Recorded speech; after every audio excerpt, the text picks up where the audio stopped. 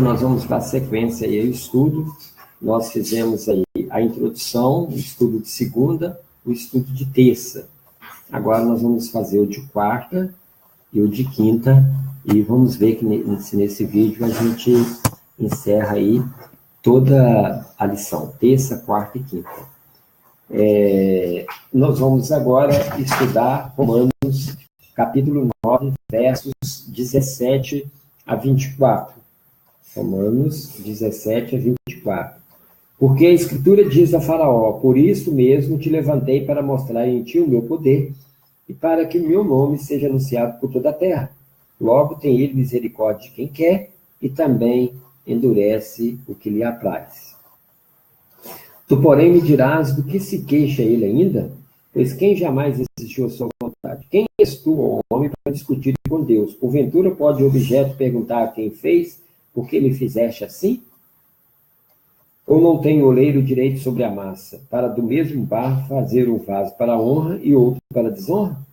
Quem diremos, pois, se Deus, querendo mostrar a sua ira e dar a conhecer o seu poder, suportou com muita longanimidade os vasos da ira preparado para a perdição, a fim de que também desse conhecer as riquezas de sua glória em vasos de misericórdia, que para a glória preparou de antemão, os quais somos nós, a quem também chamou não só dentre os judeus, mas também dentre os gentios.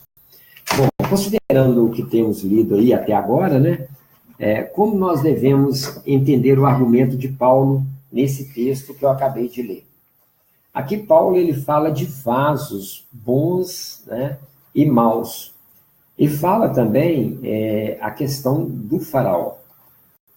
Na verdade, Deus já sabia, né, que Faraó tinha um coração duro.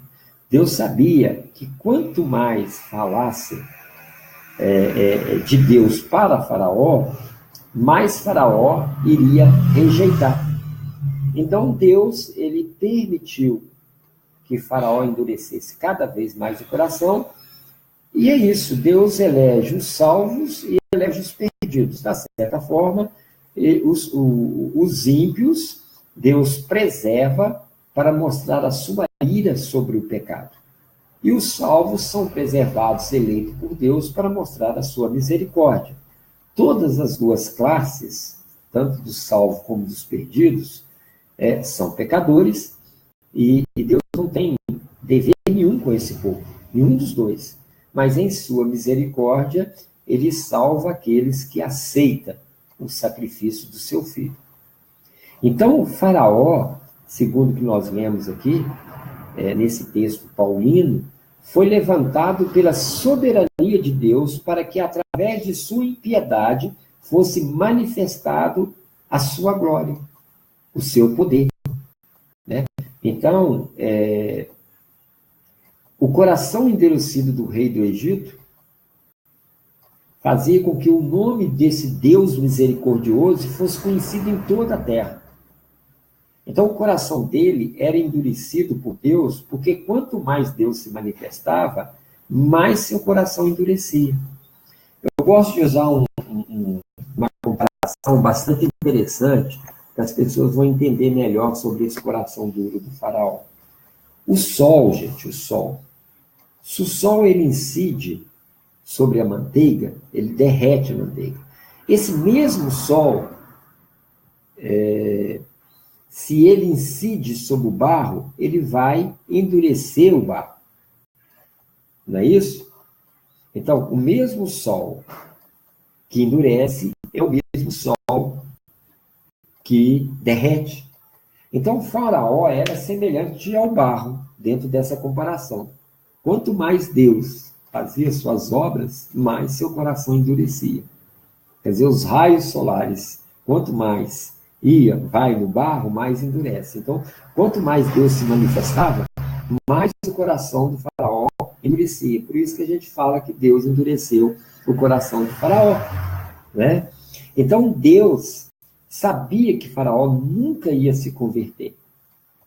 Então, usou ele, pela sua soberania, para manifestar a sua glória. Vale lembrar, caros ouvintes, que a soberania de Deus não exclui a responsabilidade de Faraó, nem a nossa. Agora, o certo é não discutir com Deus. Paulo deixa claro para nós que o Criador tem autoridade e poder e nós somos criaturas. Então, Paulo usa lá os escritos do Primeiro Testamento. Eu gosto de falar Primeiro Testamento, é o Velho Testamento, mas eu gosto de falar de Primeiro Testamento. Então, ele usa para responder os futuros questionamentos que iriam surgir quando eles acabassem de ler a carta que Paulo escreveu. Então, Deus tem poder e autoridade para fazer assim como o oleiro, né, faz os vasos que serão bons e os vasos que serão ruins, os vasos da ira e os vasos da misericórdia. Uns preparados para ser julgado fora, para a perdição, e outros para a salvação. Como Deus tudo sabe, como Deus é transparente, mesmo sabendo que uns serão vasos de ira, ele os cria para mostrar que é soberano. Mas ele faz isso sem negar a responsabilidade humana. Deus não age de maneira nenhuma sem a participação do pecado humano. Quer dizer, a Bíblia ensina a absoluta soberania de Deus. Ele é soberano de uma maneira que não, mas a sua soberania, vamos ver se você vai entender, ela não anula a responsabilidade humana. E quem vai perder a salvação, que foi preparado para a perdição, mas foi preparado pelos seus próprios pecados, através de uma maneira que Deus não é autor do pecado. E a responsabilidade final é do pecador não convertido. Então, olha só, Deus é soberano. Deus elege alguns para ser salvo, outros para perder a salvação. Mas aqueles que perdem a salvação, Deus age em harmonia com o pecado deles. Que pecados que não são, que não buscam o perdão deles, né? Então, os vasos de misericórdia, também criado pela soberania de Deus, tem por objetivo mostrar a sua misericórdia. Deus, portanto, não é injusto. Embora ele seja soberano, ele não é injusto. Por quê? Porque aqueles que são eleitos para perder a salvação são eleitos baseado dentro da responsabilidade final dos seus pecados. Então, é bom que entenda isso. Mas se eu não expliquei direito, qualquer dificuldade, vocês podem aí fazer a pergunta no Face que eu respondo para vocês. Bom, o estudo de quarta-feira está assim: a mim, meu povo. E o texto é 9, 25 a 29. Olha só, capítulo 9 de Romanos, 25 a 29. Assim como também dizem Oséias, chamei povo meu que não era meu, povo e amado que não era amada. E no lugar em que lhe disse, vós não sois meu povo, ali mesmo serão chamados filhos do Deus vivo. Mas relativamente a Israel, dele clama Isaías. Ainda que o número de filhos de Israel seja como a areia do mar, no remanescente que será salvo. Porque o Senhor cumprirá a sua palavra sobre a terra cabalmente e em breve. Como Isaías já disse, se o Senhor dos Exércitos não nos tivesse deixado descendência, ter-nos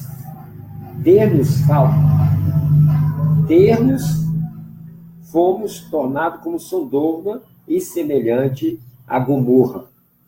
Então, veja bem, Paulo aqui, nesses versículos, de 25 a 29, ele citou aí o Antigo Testamento para defender aí os argumentos, né, das coisas que estavam acontecendo naqueles dias. Ele não estava falando aí que os judeus seriam sempre os filhos de Deus e que os gentios seriam sempre escravos. Ele deixa bem claro aí que os gentios se tornariam povo de Deus, assim como um remanescente de Israel. Ele não está falando que todos Israel seriam salvos. Ele não está falando aí que todos os gentios perderiam a salvação. Dá para entender isso. Deus tinha um povo. Mas não quer dizer que todo esse povo era realmente povo de Deus. Então, Paulo cita aqui que o povo de Deus é de natureza espiritual. E esse povo de Deus de natureza espiritual transcende as barreiras éticas e raciais, né? E que o que estava falando o que ele estava falando é o que estava acontecendo em relação aos gentios. A igreja de Roma tinha os gentios. Então, ele falou que tudo aquilo que estava acontecendo já estava profetizado pelos profetas do Primeiro Testamento. Por isso que ele citou 2 passagens de Oséias e 2 de Isaías, para mostrar que a salvação é para todos os homens espirituais, independentemente de sua raça, e que a promessa de Deus se cumpre no remanescente. Sempre é um remanescente.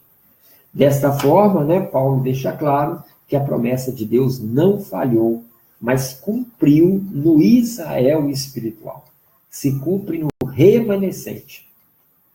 Cumpriu nos eleitos, os descendentes espirituais de Abraão, que Deus soberanamente chamou e foram salvos porque aceitaram a sua misericórdia. Então, mais uma vez eu digo, a promessa de Deus não falhou. E para encerrar a lição, nós vamos ler Romanos, capítulo 9, verso 30 a 32. O que diremos, pois? Que os gentios que não buscavam a justificação vieram alcançá-la. Todavia, o que decorre da fé? Israel, que buscava a lei de justiça, não chegou a atingir essa lei. Por quê?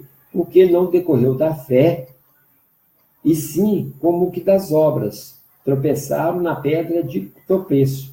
Como está escrito, eis que põe em Sião a pedra de tropeço, a rocha de escândalo, e aquele que nela crê não será confundido. Então, é interessante, há uma ironia aqui, Os gentios que não estavam buscando a justiça, obtiveram a justiça que vem da fé. E Israel, que buscava a lei, Você vê o sujeito bate no peito e fala, eu sou adventista do 7º dia, outro, sou católico, apostólico, romano, E isso aí joga por terra toda essa ideia de achar que nós somos alguma coisa, Então ele falou assim, ele mostrando que a causa da rejeição de Israel foi porque eles tropeçaram na pedra de tropeço que era Jesus. A partir do momento que eles recusaram o Messias como Salvador. E eu falo mais uma vez, como nação e não como indivíduo, porque dentro dessa nação havia o Israel espiritual. Havia Ana, havia João Batista, havia Maria, havia José, Tem muitos que, como indivíduo, não tropeçaram na pedra. E esses que tropeçaram, o que Paulo estava falando? Eles tropeçaram porque eles estavam buscando a justiça no lugar errado, na lei, por isso não alcançaram. E eles tinham que buscar essa justiça no Jesus, que eles rejeitaram. Já os gentios obtiveram a justiça porque, a Bíblia fala, eles nem estavam preocupados com isso, mas porque foram pela fé, crendo, confiando em Deus e não pelas obras.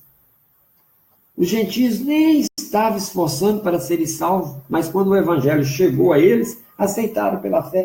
Essa história vai se repetir. Às vezes tantas pessoas que nem estão aí com religião, mas um dia que chegar o evangelho para elas são uma das eleitas de Deus e vão aceitar pela fé. Então nós precisamos buscar a Jesus pela fé e não pelas obras, e uma vez justificado no processo de santificação, praticar as boas obras. A rocha que é Jesus, quando aceita, é a rocha da salvação. Quando ela é rejeitada, é a rocha do tropeço. Então, o que é essa lição aqui, para a gente encerrar?